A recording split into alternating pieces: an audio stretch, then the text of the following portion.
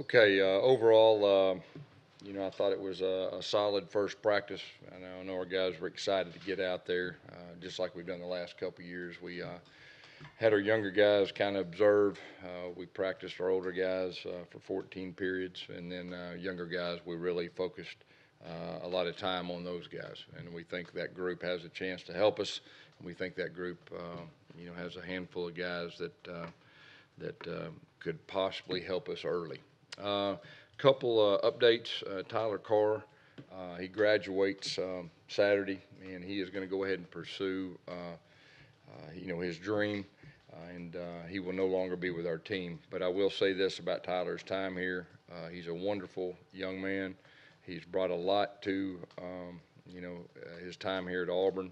We talked to our players about using their influence in a positive way, and I would say I would put him at the top. I mean, he just does a super job. We wish him nothing but the best in his career.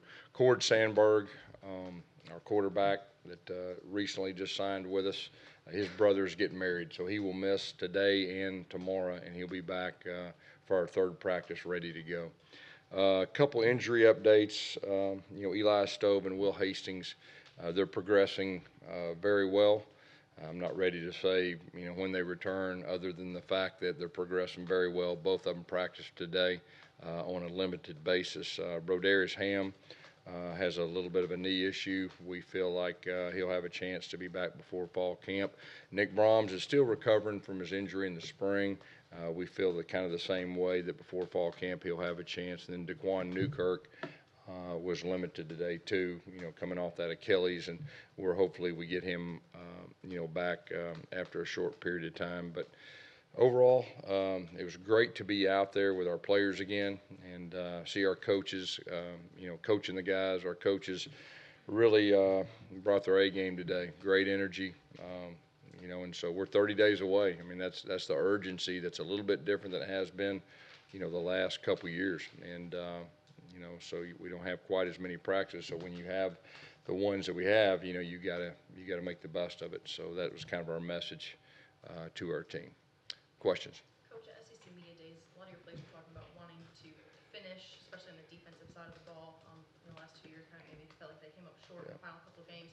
How is that maybe motivating factor going into this season? Yeah, I think it's very motivating, and the fact that the defensive guys, that's what they talk about, and that's what their coaches talk about, and the fact that they experienced it. I mean, they're aware of it and trying to correct that. Gus, on Stove and Hastings, I mean, it's way too early to know, but just the fact that they're doing this much Yeah. so early, and that's got to be quite encouraging. Yeah. That even in a limited capacity, that they're on the field day one of fall camp. Yeah, and I totally agree with you. And we've I've kind of been telling you as it's been going along that there's been real positive reports on both of them, and they both attacked their rehab really nice. And so we'll see where that goes. But just for them being out there and actually practicing, it wasn't like they were watching. I mean, they actually went through practice, and it wasn't a complete practice. It was limited, but there was some things I thought both of them did well. We'll see what happens. I'm not ready, like I said, to say any kind of timetable, but it's encouraging to have both those guys out there, throwing with Stidham. Who do you look at to kind of step in for them to kind of try to fill the gap, whether it's Eli Yeah. with the jet sweeps and the receiving, and obviously with Will Hastings, what he did in the middle of the field? Yeah. I mean,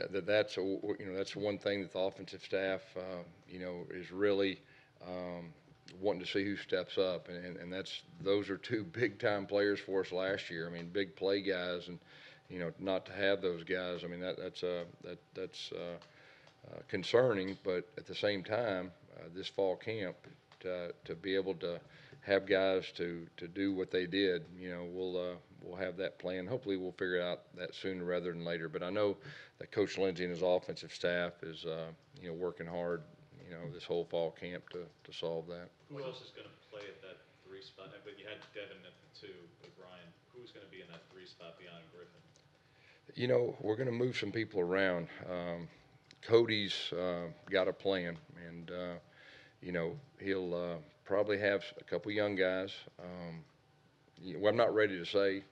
I mean, here's what I'll say: we're going to probably rotate 3 or 4 guys the next 3 practices, and I can probably answer that question a little bit better probably after our first scrimmage. I mean, and really with those type questions about the different things, and then really with our offensive line, trying to get our offensive line in position, where one guy has a certain position and you let him the rest of fall camp get better at that position. We're hoping that happens after the first scrimmage. So there's some areas like that number 3 spot that we have. Sal Canella was the guy that was there today. He's a bigger guy, but I think Chip is just trying to get the most veteran guys out there first and give those young guys a chance to see what they can do. But there'll be a handful of guys have an opportunity. What would have been your decision to put Calvin at guard? We saw him out there. That's just what Coach Grimes was thinking was best at this time. But he does have the flexibility to play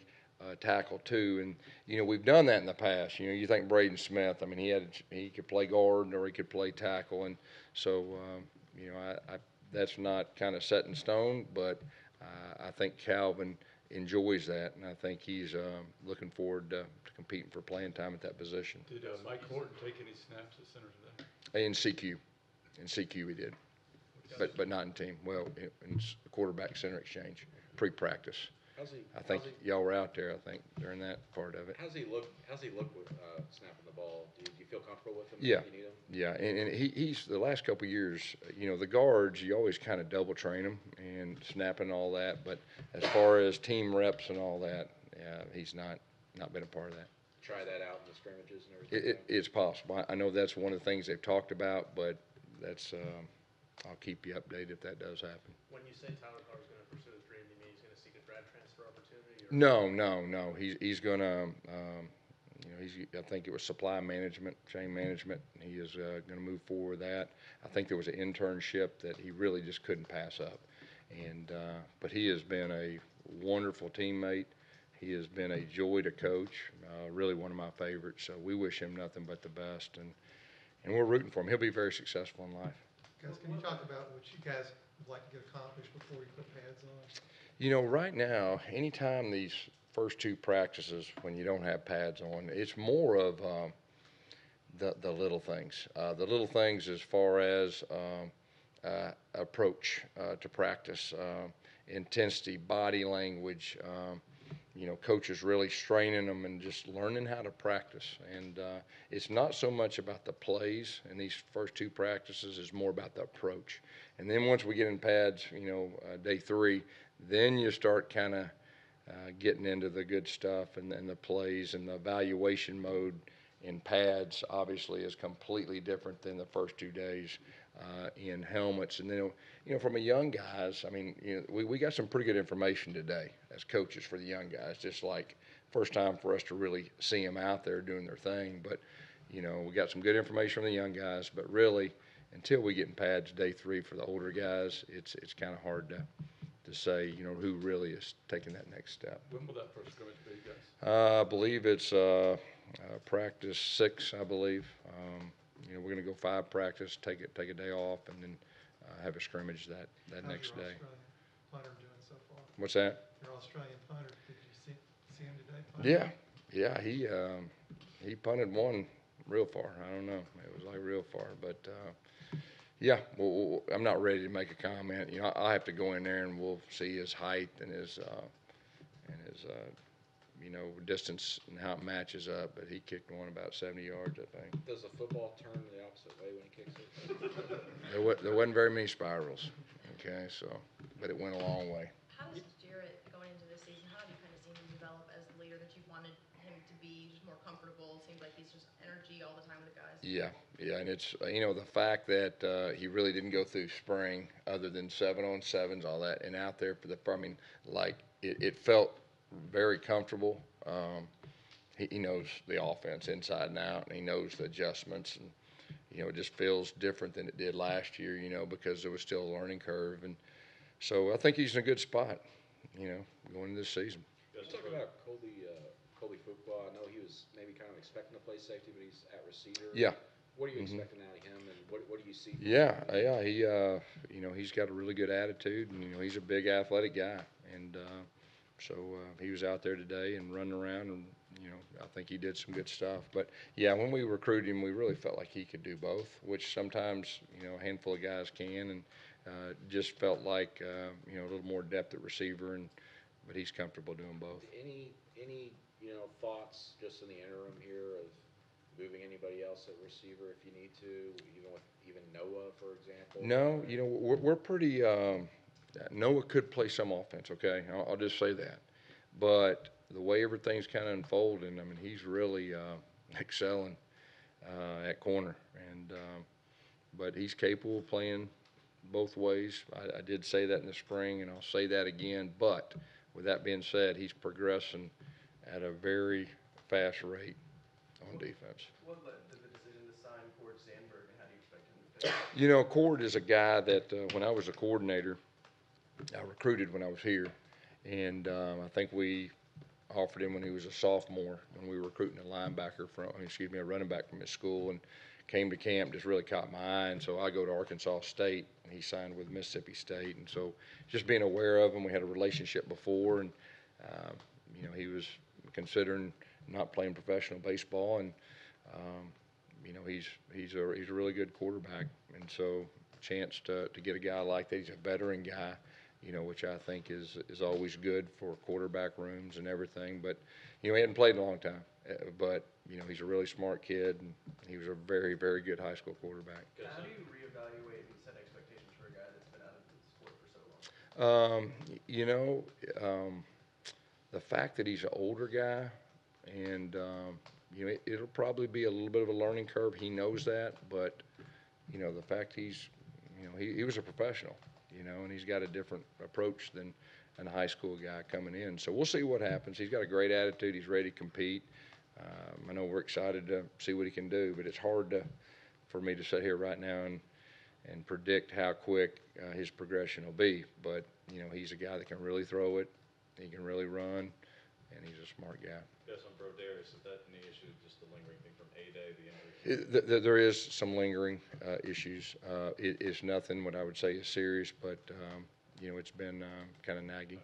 And we saw, at least for the first team defense initially, Javon at nickel.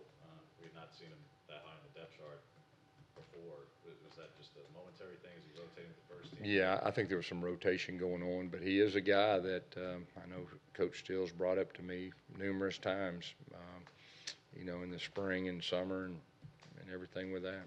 We saw Chandler taking some reps at running back today. Yeah. We haven't seen him, take a handoff since I think the Clemson game last year. Yeah. Is he going to factor into that? I think right now he's a veteran guy, and in certain situations, I think he could be very valuable at that position as we're filtering through these young guys until some of them really step up. So, I think it's probably a little bit of a security blanket going in with a veteran guy that can do all the protections. He's a hard runner.